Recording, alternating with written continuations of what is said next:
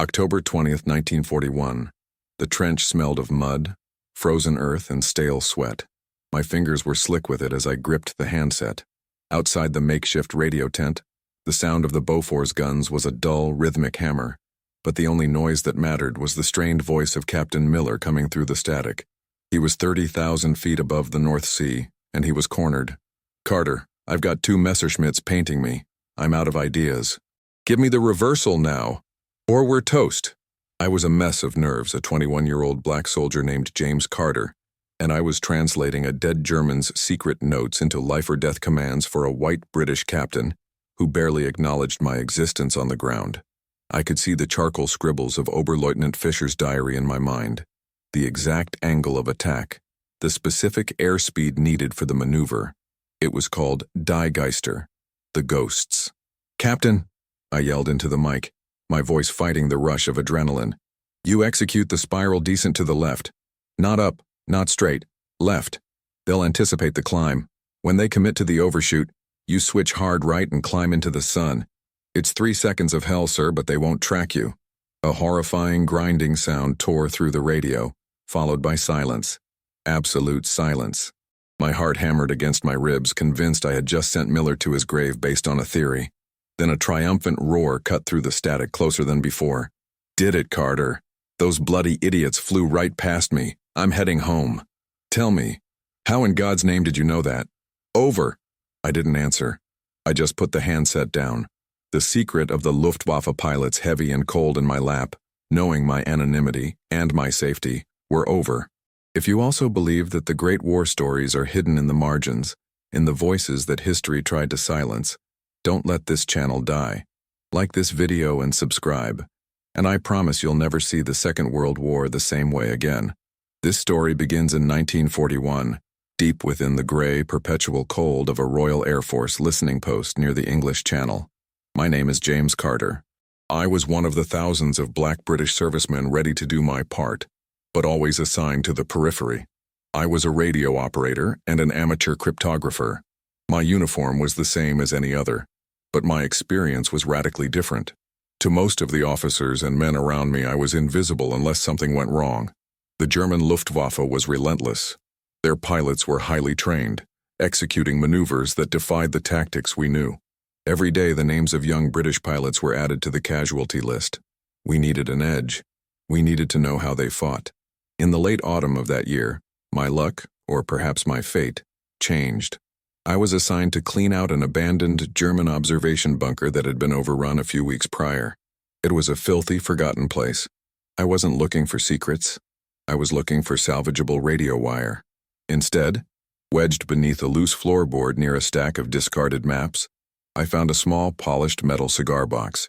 Inside was a leather-bound diary, clearly belonging to a fighter ace, Oberleutnant Clemens Fischer. Mixed in with personal anecdotes about home and family were meticulously drawn diagrams and detailed handwritten instructions for advanced air combat tactics. These weren't mere notes. They were the secret doctrine of the best German pilots. The reason we were losing was laid bare in my hands.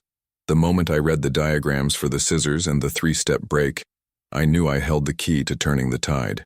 But I also knew the biggest battle wouldn't be against the Nazis. It would be convincing the prejudiced men in my own high command to listen to a black radio operator. The air in the bunker was thick with dust and the metallic scent of old war. I stared down at the diary in my hands. It wasn't just the diagrams that held my attention. It was the meticulous detail, the sheer confidence of Fischer's handwriting. He drew his aircraft, a Messerschmitt Bf 109, almost lovingly, detailing its strengths and outlining maneuvers that felt like poetry. Deadly high-altitude poetry. The RAF, by comparison, often relied on outdated, rigid formations and tactics that were predictable. Fischer's methods were about improvisation, utilizing gravity and speed in ways that were practically cheating. I tucked the cigar box deep inside my greatcoat, beneath my field notes. My duty was to report all discovered enemy material, but a cold knot of anxiety kept me silent. My immediate superior, Sergeant Major Davies, was a man whose racial bias was as thick as the Channel fog. He rarely listened to my technical assessments, often attributing my successful code breaking to black luck or sheer coincidence. If I presented this diary, I had two possible outcomes, neither good for me. Outcome A. Davies dismisses it as German propaganda or useless pilot fantasies and throws it in the fire, and we continue losing pilots. Outcome B. Davies sees its value, steals the credit, and presents it up the chain as his own discovery, leaving me, James Carter, right where I started, in the radio tent. I chose a third path. I would study it. For the next 3 weeks, I slept little. By day, I ran my usual radio shifts, the monotony interrupted only by the desperate, garbled calls of pilots under attack. By night, under the weak glow of a single kerosene lamp, I became Oberleutnant Clemens Fischer. I memorized the diagrams, Der Schuss von unten, the shot from below, which taught me how their fighter planes use the sun as a camouflage backdrop, and the famous reversed diving scissor, which I later taught Miller over the radio. I could visualize the speed, the angle, the G-force. The first test came accidentally, not over the radio, but in the mess hall. Squadron Leader Thompson, a cocky pilot with 3 confirmed kills and a perpetually worried face, was sketching on a napkin, trying to analyze a recent dogfight where his wingman was lost. "They just vanished, Carter," he muttered, not really talking to me, but to the air. One second they were chasing us, the next they pulled a sharp break and were suddenly above us, diving. Impossible. I looked over his shoulder. I saw the error in his diagram instantly. He was tracking them horizontally, assuming a level flight attack. I spoke before I could stop myself. "With respect, sir, if they did a full reversal at 400 miles per hour, they weren't looking for a dogfight. They were looking for altitude advantage. The Luftwaffe teaches a steep, almost vertical climb after a fast break. If your wingman stayed level, he was a sitting duck when they came back down." Thompson froze. He looked at my dark face, then at the diagram, then back at me, his eyes wide with surprise, suspicion, and a sliver of curiosity. "How would a radio operator know that, Carter?" "I read a lot about aerodynamics, sir," I lied, my heart pounding. He didn't believe me, but he saw the truth in the maneuver I'd described. He took the napkin and left without another word. The seed was planted. It was a small act of insubordination, but it was also the moment I stopped being just Jim Carter, the radio operator, and started becoming a ghost instructor, the unsung tactical mind of the base. It was a dangerous game, made even more dangerous when I realized Sergeant Major Davies had been watching the entire exchange from the door. The incident with Squadron Leader Thompson wasn't the end. It was the beginning of my new, unofficial role. Thompson, despite his initial suspicion, was a pragmatic man whose primary concern was surviving the war. He didn't ask how I knew the information. He just started asking for more. He'd leave cryptic notes by my radio station. "What about cloud cover engagement, Carter? We're losing the approach battle." I'd reply with equally cryptic instructions, referencing the principles I'd learned from Fisher's diary. "Tell your boys, always anticipate the dive from the sun's blind spot. Use the altimeter to anticipate the opponent, not your eyes." My answers were always accurate, always effective, and always whispered. This created a strange, underground communication channel. The pilots started calling my tips the Oracle, unaware that the Oracle was a black man sitting in a damp tent, 3 layers down the chain of command. Sergeant Major Davies, however, was not blind. He was sharp, resentful, and increasingly suspicious. His cold stares followed me everywhere. He understood power, and he saw my quiet influence over the pilots, men he could barely talk to, as a direct threat. One afternoon, Davies walked into the tent, his boots tracking mud across my clean floor, and picked up a scrap of paper that had fallen near my stool. It was one of my quick translations, a technical term from Fisher's notes about maintaining positive G-force during a high-speed roll. "What's this, Carter? German?" he barked, his eyes narrowed. "Just old scrap paper, sir." "Decoding practice," I replied, keeping my face blank. He crumpled the note and tossed it back at me. "Listen here, Carter. You're a radio operator. You work the wires, you clean the gear. You are not a tactician. You are not a pilot. Keep your nose out of the fighter business. You stick to the static, or I'll find you a nice deep hole somewhere in North Africa to dig latrines." The threat was clear. My ambition, however helpful to the war effort, was unacceptable to him because of who I was. Despite the fear, I couldn't stop.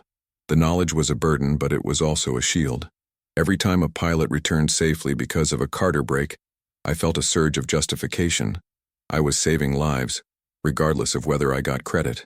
The turning point came when a crucial shipment of American supplies was scheduled to cross the channel. Intelligence warned of heavy Luftwaffe patrols. Thompson's entire squadron was tasked with providing cover. Just hours before the launch, Thompson pulled me aside. Urgency etched onto his face. "Carter, the brass are making us use the old V formation. It's a death trap against the new German raids. We need a way to break their synchronized attack. The formal plan is set, but I need an alternative." This wasn't just a tip. It was a demand for a fundamental tactical shift. I knew the maneuver. Fischer's Split S counterattack. It required coordination, faith, and the precision of 3 specific planes. I quickly sketched the pattern on the back of a ration card, my hands trembling. "Tell your 2 wingmen to execute a simultaneous opposing Split S dive after the initial enemy pass," I instructed, whispering the details like a secret spell. "It forces the German formation to break cohesion. You, sir, stay high and pick off the stragglers." Thompson stared at the card. "If this works, Carter, you've saved a hell of a lot of men. If it doesn't, I never spoke to you." He tucked the card into his flight suit and ran for the tarmac.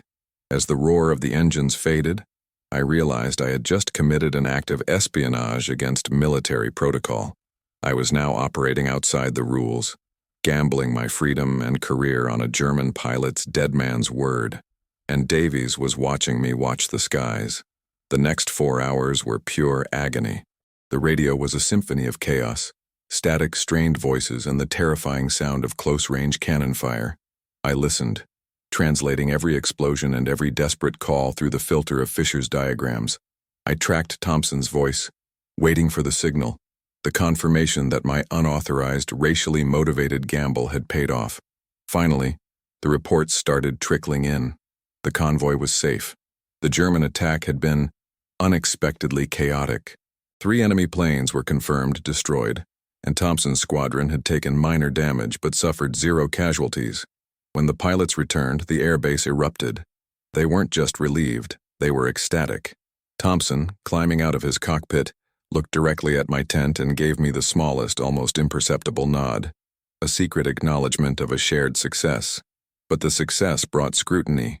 Saving lives was great, but doing it in a manner that defied established protocol was a problem for the high command. 2 days later, I was called into the commander's office. Major Harrison, a career officer with a stern, tired face, sat behind a polished wooden desk. Sergeant Major Davies stood rigidly by the door, a look of vindicated malice on his face. "Carter," Major Harrison began, his tone cold and formal. "Squadron Leader Thompson reported a major operational success on the convoy escort. Specifically, a tactical maneuver that broke the German formation using an opposing Split S." I swallowed hard. "Yes, sir." Thompson attributes the idea to a chance conversation with a junior member of the support staff, Harrison continued, leaning forward. "That junior member, he insists, is you, a radio operator." I felt Davies's eyes burning into the side of my head. "I had a moment of clarity, sir. I've been studying." Harrison cut me off, holding up the leather-bound diary, which was now protected in a clear plastic sleeve. My cigar box. Davies must have found it during one of his inspections. "This, Carter," Harrison said, tapping the diary, "was found in your personal effects. It is the tactical log of Oberleutnant Clemens Fischer. It contains the exact maneuvers used by Thompson's squadron. The Split S counterattack, the reversed diving scissor, everything." The room was silent. My heart sank. This wasn't just about credit anymore. It was about insubordination and withholding enemy intelligence. "Why, Carter?" Major Harrison asked, his voice now laced with genuine curiosity, overriding his initial anger. "Why did you keep this a secret? This information could have saved dozens of lives weeks ago." I looked directly at Major Harrison, ignoring Davies. The words came out slowly, born of long, simmering resentment. "Sir, I found the diary and I saw its value immediately, but I also saw the reality of my position. When I offer tactical advice, I am reading too much, or I'm out of line. If I had presented this diary through the proper chain of command, it would have been dismissed, or the credit and the information would have been claimed by Sergeant Major Davies, and the analysis would have been handled by men who have never seen a German maneuver drawn from the cockpit. I knew the only way this knowledge would be trusted was if it was proven in the air." Davies started to protest, but Harrison raised a hand, silencing him. He stared at me for a long time, weighing my sincerity against the gravity of my breach of protocol. You risked a court-martial, Carter, to prove a point, Major Harrison finally said, his tone shifting from judgment to a grim acceptance. However, the maneuvers worked. You proved your point, but you also created a serious security risk. He paused, a strange half-smile touching his lips. You are relieved of your radio duties. Effective immediately, you are assigned to intelligence. You will translate and analyze every page of this diary for us, and you, Carter, will train our pilots. It was a point of turning, a moment of profound vindication. I hadn't earned a medal. I had earned a battle. But the grim expression on Davy's face told me my promotion came with a new and potentially deadly enemy. My new assignment as a junior tactical analyst was a surreal experience. I had a small, clean office now away from the mud of the radio tent, but I was constantly under surveillance. Major Harrison had given me the job, but he hadn't given me trust. I was a necessary asset, a tool, not a respected officer. The other analysts, all white, middle-aged veterans, viewed me with a mixture of confusion and contempt. They treated me like a particularly clever house pet, useful, but certainly not their equal. Sergeant Major Davies, now completely obsessed with my downfall, became my shadow. He couldn't openly accuse me of anything, as the success of the new Carter tactics was undeniable. The RAF's survival rate in dogfights had jumped noticeably, but Davies knew I had broken the rules and he was hunting for proof of something worse. He frequently checked in on my office, scrutinizing my work, often leaving an open-ended threat hanging in the air. "You're talking to dead Nazis, Carter," he'd sneer, examining the German script. "Just remember which side you're really fighting for. Some men can't shake their old loyalties, can they?" His comments cut deep, twisting my personal victory into a psychological siege.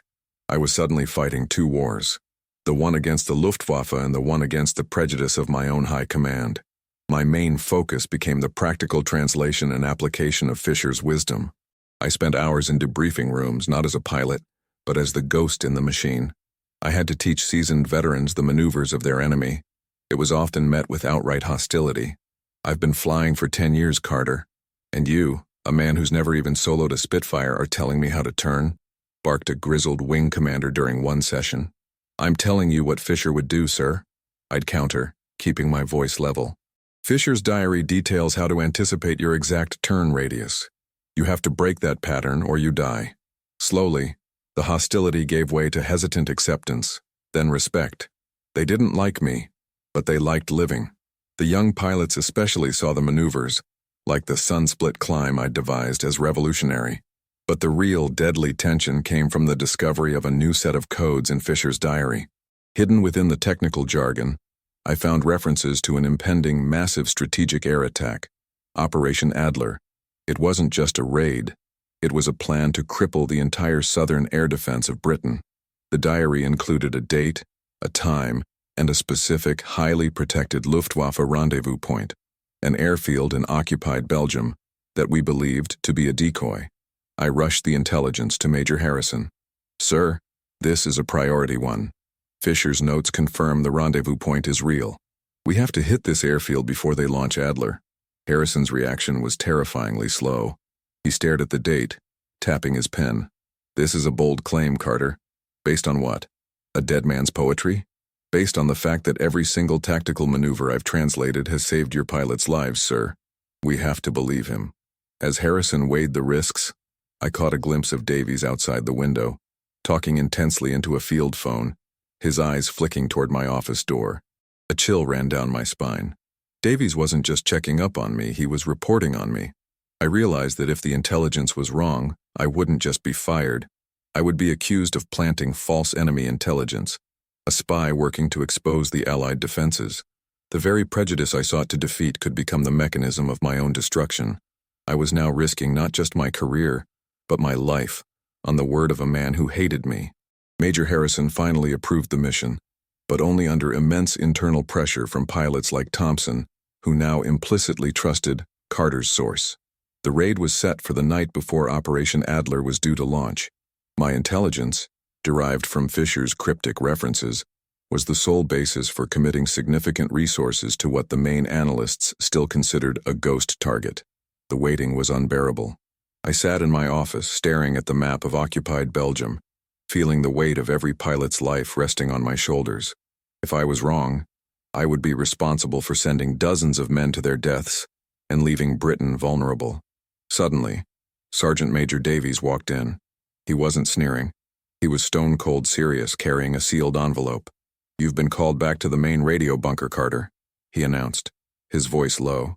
"The commander needs you for decryption on a priority message. Seems you're useful after all." The order felt wrong. I was supposed to be in intelligence, awaiting the raid results. But it was a direct order. As I followed him across the compound, Davies didn't speak, but his eyes were calculating, dangerous. The radio bunker was empty, save for a junior corporal who quickly excused himself. Davies locked the heavy metal door behind us. "There's no message, Carter," Davies said, his voice flat. He pulled out a service pistol, pointing it squarely at my chest. "Major Harrison isn't the only one who saw this Operation Adler intelligence. I've been feeding the coordinates back to my contacts in London. They agree with the main analysis. This Belgian airfield is a smokescreen. You, Carter, are setting up a suicide trap." My blood ran cold. "You think I'm a spy? After all those lives I saved?" "I think you're bitter," Davies spat. "Bitter about your rank, bitter about your place. You're intelligent, I'll give you that. Intelligent enough to plant false intel, wipe out a full squadron, and give the Nazis clear airspace. You are a threat to the crown." He reached out and grabbed Fisher's diary off my desk, tossing it onto the floor. "This is where your loyalty is, not with us." I lunged, not for the gun, but for the radio on the desk. Davies fired. The shot missed my head by inches, punching a hole through the wall panel. I scrambled, grabbed the handset, and screamed into the mic, ignoring protocol, ignoring the static. "Raid command. This is Carter. The airfield is real. Davies is compromised. They are about to jam your frequencies.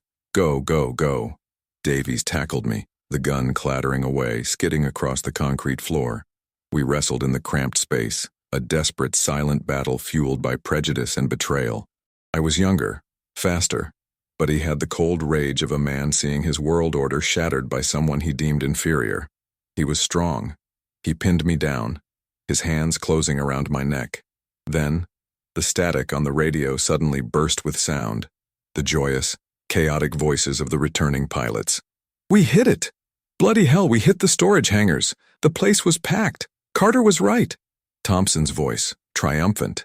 The air went out of Davies' rage. His hands loosened and his eyes, the eyes of a man who believed in the purity of his hate, were suddenly vacant, defeated. My truth, the value of my work, was proven not by words, but by the roar of successful engines returning home.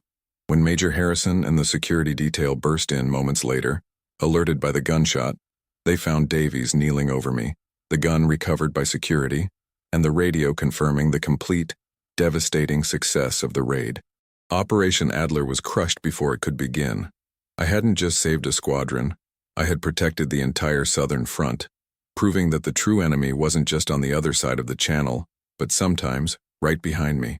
I never got a medal for my part in dismantling Operation Adler, and I certainly never got an apology from Sergeant Major Davies, who was quietly transferred to a remote administrative post, his career over.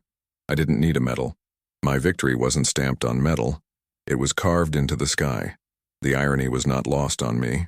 I, a black soldier whose intelligence was consistently underestimated due to the color of my skin, had used the intimate secrets of an enemy officer, Oberleutnant Fischer, to save the very men who often looked right through me. Fischer's diary, his dead man's memory, became my tool against both the Nazis and the internal prejudice of the British Army. Major Harrison, to his credit, ensured I was given full command over the captured intelligence. The Air Combat Tactical Analysis Unit was unofficially mine. I trained the new crop of pilots personally, teaching them Die Geister, the ghosts, ensuring that every RAF pilot, regardless of their background, could use the knowledge that cost Fischer his life. I saw genuine respect in the eyes of those young flyers, a respect earned not through my uniform, but through my mind. The war ended, as all wars must. I returned home not as a pilot, but as a recognized expert in tactical air combat. I carried no physical scars, but I carried the diary. It sits in a safe place now, a reminder that genius is not reserved for any race or rank. The greatest battles of the war were fought not just in the air, but in the small, cramped offices where I had to fight to be heard. to be seen, and ultimately, to be trusted. My journey showed me that sometimes the only way to get a seat at the table is to secretly hold the key to the entire operation.